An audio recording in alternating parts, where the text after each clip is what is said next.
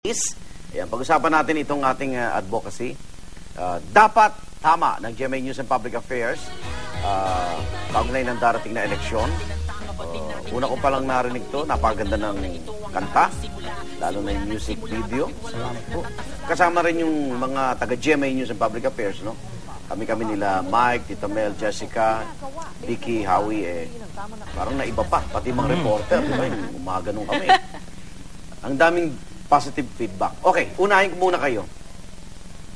Nagtagal ba bago nyo napagdesisyon ng sumali sa advocacy na ito ng GMA? Or yung inalok ka Glock 9 na gawa ka naman ng ganitong plano namin, ganyan-ganyan, hindi ka na nagdalawang isip? Matagal ko na pong gustong gumawa ng kanta tungkol sa election. Election. Wala lang akong makitaan na pagkakataon. Okay.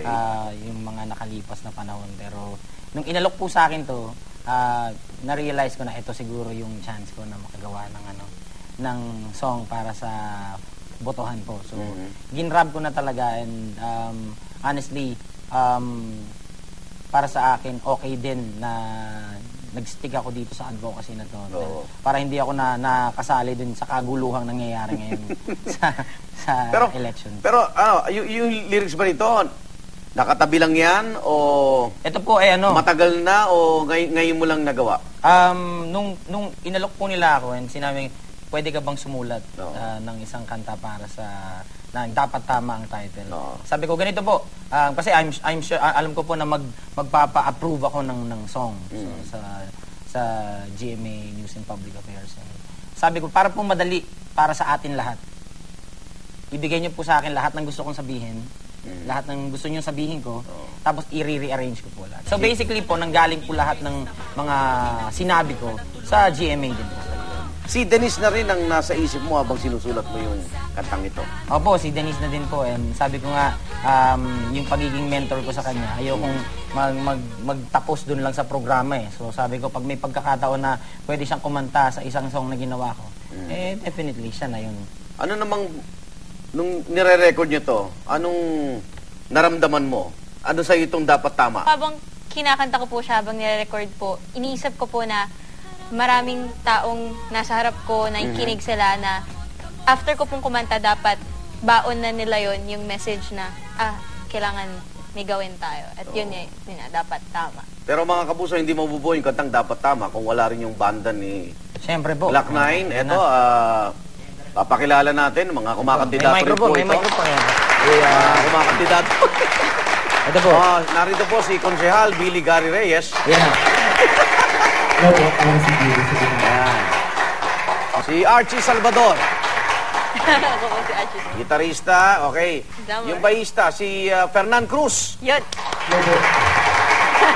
At ang drummer, Mark Jasper Butas. Wow! Samantala, marami rin kami natanggap na katanungan mula sa inyong mga fans, no? Mula sa Twitter at Facebook ng TWAC. Ito ang kanilang mga tanong kay Idol. Una, mula kay Lee Simon Melendres Hamdan. Boboto ka pa rin ba kahit alam mong maraming korap at katiwalian? May plano ka bang pumasok sa politika? Marami naman pong karapat-dapat din sa mga kandidato natin. And nasa sa atin pa rin yan. Ang katulad nga na sabi namin sa kanta, pag upo mo doon sa silya, yun na yun. Yun na yung pagkakataon mo na pumili ng talagang kung sino. Kung magpapabola tayo, nasa sa atin na yun. Kaya nga po, lagi namin, ginawa namin yung song na dapat tama. Iniwan nyo sa botante.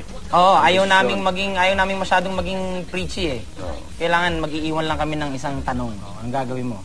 Tama ba o mali? So, okay, mula naman kay Ricatrina Bahakan. Kay Denise to. Anong pakiramdam mo na ikaw ang napili ni Glock 9 na maging protege at ikaw ang kasama niya sa magagandang awitin niya? Hari yung tundo, dapat tama yan. Very grateful po, tsaka blessed. Siyempre, sa dami nga po ng nag-audition at nag-try. Yan. Ako po yung napili. And after nung contest, kahit hindi po pinalad manalo, maraming songs naman na record at minahal naman ng tao. May abangan pa ba sa inyong kantang dalawa? Marami pa? Opo. Marami pa baon. Ako po gumagawa ng bagong album ngayon pala. Yan. Sino? Ako to? po. Ikaw? Ito din, akalain nyo. Parang gagawa eh. Ganun? Parang magagawa? Meron na rin si Denise? Good luck ha. Akalain mo nga naman. Magrarap ka rin? Tingnan natin. Oh, okay. Kay Glock 9 naman, minsan po ba ay nag-hold ba kayo sa maisusulat? Ang fears po kasi ng mga mensahe nyo tagos daw talaga. Ayun, ang kanyang tanong sa'yo. Lagi ko sinasabi, mga songs na nagagawa ko po, bigay yan. Blessing yan. Ako po hindi marunong tumugtog ng instrumento, piano o gitara, hindi ko po alam yan. Hinaham ko lang. Kaya po, pag nakakatapos ako ng isang song and sobra ako natutuwa sa kanta, parang tinitreat ko talaga siya as blessing. Dahil parang bigay lang talaga siya And I always believe na every time you release a song, hindi na ikaw yun The song is a different entity in itself na So, kung maka-impluwensya yan sa tao, kahit sa isang tao lang, maka-impluwensya ng maganda, sobrang fulfilled na. Lagi nyo tandaan mga kapuso, mas matindi po ang tama ng pluma at dila kaysa barel.